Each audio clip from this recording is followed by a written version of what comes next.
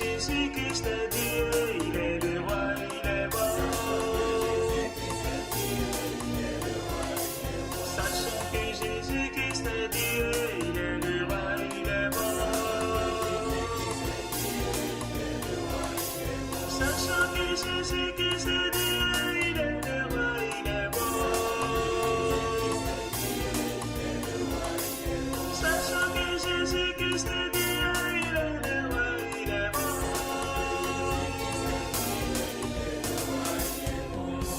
Jésus qui est la vie de Dieu. Jésus qui est la parole de Dieu. Jésus qui est la vie éternelle. Jésus qui est le vrai premier. Il est la parole du Seigneur. Il nous a donné les voies. À lui nous sommes délivrés.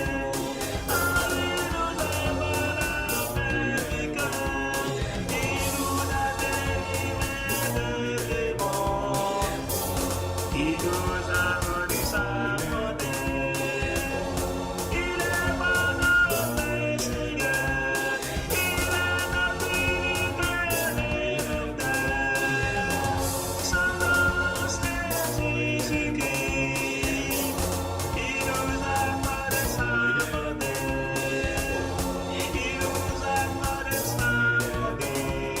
En lui nous sommes délivrés. En lui nous sommes rachetés.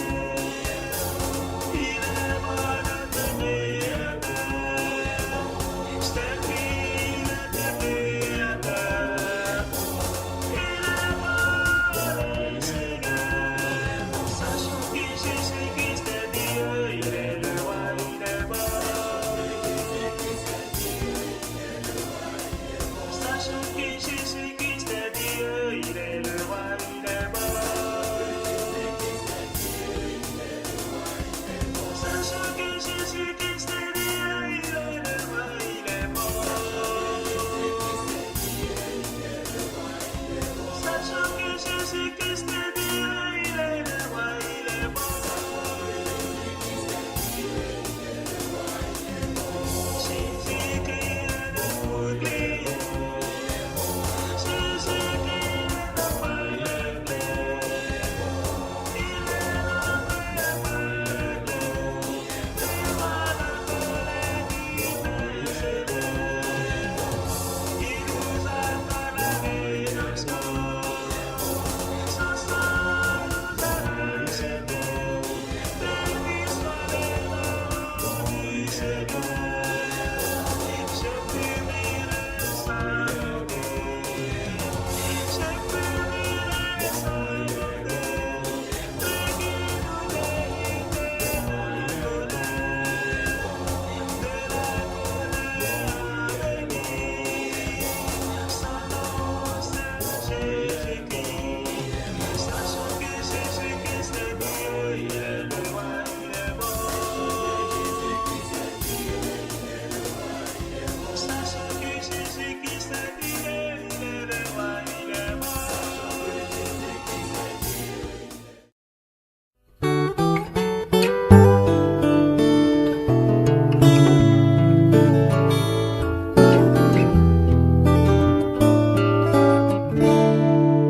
Je chante la croix car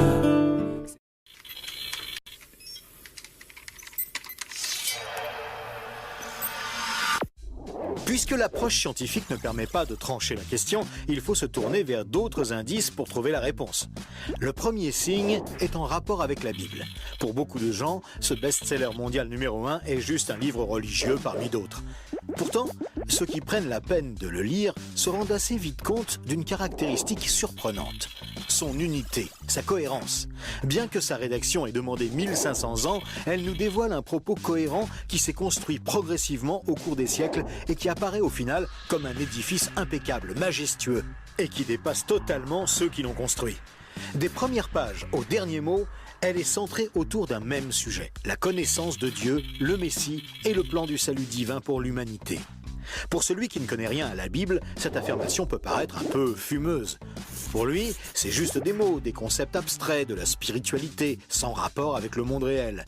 Mais pour celui qui la lit et cherche un peu, l'évidence devient de plus en plus écrasante que quelqu'un, derrière ce livre, au travers de centaines d'épisodes, de miracles, de prophéties et d'événements surnaturels, quelqu'un a construit un message qui nous est adressé.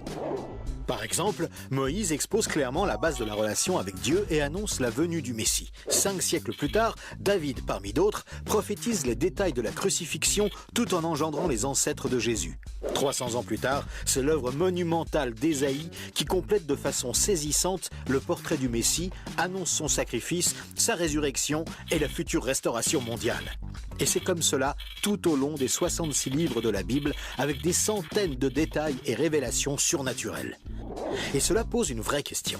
Comment cette quarantaine d'auteurs tellement différents, Moïse, David, Salomon, Ésaïe, Daniel ou Jésus, qui a accompli des dizaines de prophéties par le seul fait d'exister, comment peuvent-ils parler d'une seule voix et aborder chacun une facette du même message ? Sans se connaître, ils se confirment mutuellement et construisent le même tableau, un seul tableau immense et qui les dépasse totalement.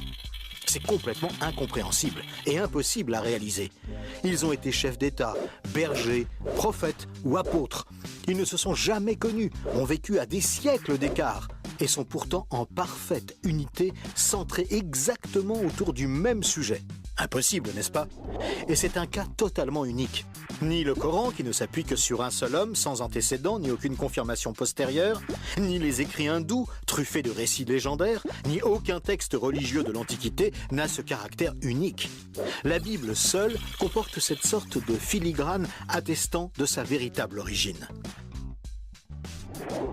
Le second signe est lui aussi au cœur des passions les plus extrêmes. Il s'agit du peuple juif. Étrangement, le simple fait de parler d'Israël déchaîne des réactions quasi irrationnelles. Certains veulent son extermination, alors que d'autres le voient comme le paradis sur terre. Mais si on veut bien rester calme et juste considérer les faits, l'histoire, il y a pourtant de quoi s'interroger sérieusement. Comment ce peuple, haï depuis toujours, déporté une première fois, puis revenu sur sa terre il y a 24 siècles, puis déporté à nouveau et dispersé dans le monde entier pendant 17 siècles, comment a-t-il pu survivre? Et comment est-il demeuré un peuple distinct? Aucun autre peuple n'a jamais connu une telle trajectoire, défiant toutes les lois historiques. Comment a-t-il pu reformer un État et même se remettre à parler son ancienne langue? Ça n'est jamais arrivé à aucun autre peuple. Il y a 25 siècles, le prophète Ésaïe posait une question étrange. Un pays peut-il naître en un jour? Ça ne s'est jamais produit, sauf pour la nation d'Israël, qui est née en un seul jour, le 15 mai 1948. Et cela, à peine 3 ans après la fin de la guerre et la solution finale mise sur pied par Hitler pour les exterminer. Et ce n'est pas tout. Le lendemain, Israël était attaqué par les armées de 4 pays arabes supérieurs en nombre et en armement, et il a pourtant gagné la guerre. Des soldats ont même raconté avoir assisté à des interventions surnaturelles. Étrange, non? Par la suite, malgré le rideau de fer, des milliers ont émigré de l'ex-URSS, accomplissant une antique prophétie qui mentionnait le retour des Juifs depuis le pays du Nord. Si on considère sa contribution à la science, les Juifs ont remporté 20% des prix Nobel, alors qu'ils ne sont que 0,2% de la population mondiale. Comment est-ce possible? 150 ans avant, ce n'était qu'un pays désolé, entièrement livré à la mauvaise herbe. Et aujourd'hui, on en parle comme d'un miracle d'agriculture. Ésaïe avait prédit que même le désert refleurirait. Et on trouve aujourd'hui des cultures jusque dans le Negev. Interrogé par le roi de Prusse, Frédéric II, qui lui demandait une preuve de l'existence de Dieu, son chapelain lui avait répondu « Les Juifs, sire, les Juifs ». Et d'où vient la première religion mondiale?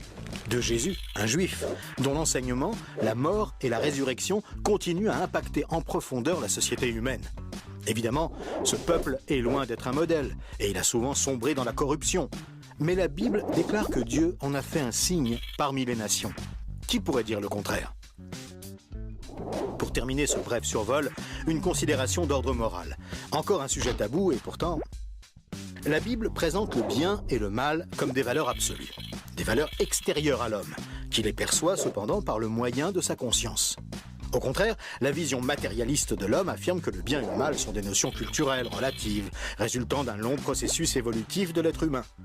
Pourtant, tout le monde considère certaines valeurs morales comme supérieures à tout le reste. Par exemple, violer une petite fille, massacrer des bébés, commettre un génocide ou laisser quelqu'un mourir de faim sont considérés comme cruels et inacceptables.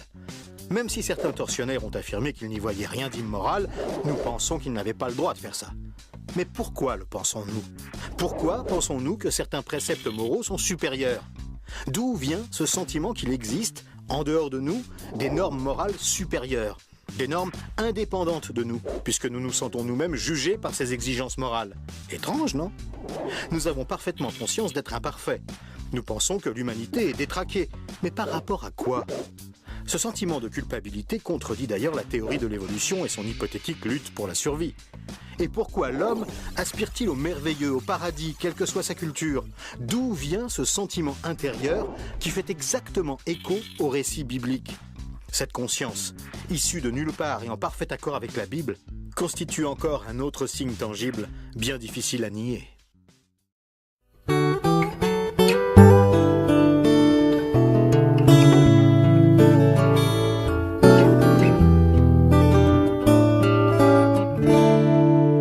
Je chante la croix car c'est la puissance, puissance de Dieu pour moi qui ai cru. Chose impossible, mais Dieu l'a fait. Il a condamné le péché dans la chair. Je chante la croix car c'est la puissance, puissance de Dieu pour moi qui ai cru. Chose impossible, mais Dieu l'a fait. Il a condamné le péché dans la chair. Chose impossible pour tout humain. Par Adam j'étais esclave du péché. Il a fait et m'a libéré. Lui seul a pu m'affranchir du péché. Chose impossible pour tout humain. Par Adam j'étais esclave du péché. Il a fait et m'a libéré. Lui seul a pu m'affranchir du péché. Alléluia. Oh, oh, oh. Alléluia. Personne n'est juste, même pas un seul. C'est ce que disait la loi quant aux humains. Mais par la croix, je suis sanctifié. Alléluia. Justifié par l'offrande du corps de Jésus. Et je suis saint, enfant du royaume, libre d'entrer dans le lieu très saint. Plus de rituels, plus de sang de bouc. Mon Père a pourvu à tout ce qu'il fallait. Alléluia. Chose impossible pour tout humain. Par Adam j'étais esclave du péché.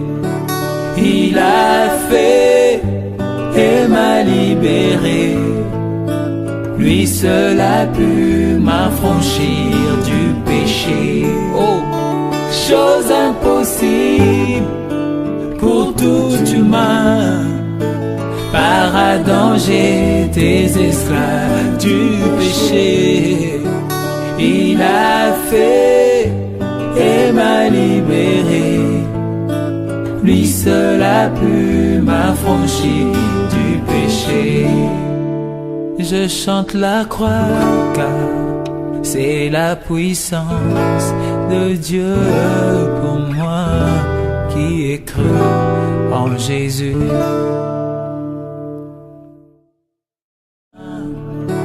Plus de rituels, plus de sang de bouc. mon Père a pourvu à tout ce qu'il fallait. Alléluia. Chose impossible pour tout humain. Par Adam j'étais esclave du péché. Il a fait et m'a libéré. Lui seul a pu m'affranchir du péché. Oh, chose impossible pour tout humain. Par Adam j'étais esclave du péché. Il a fait et m'a libéré. Lui seul a pu m'affranchir du péché. Je chante la croix car c'est la puissance de Dieu pour moi qui ai cru en Jésus.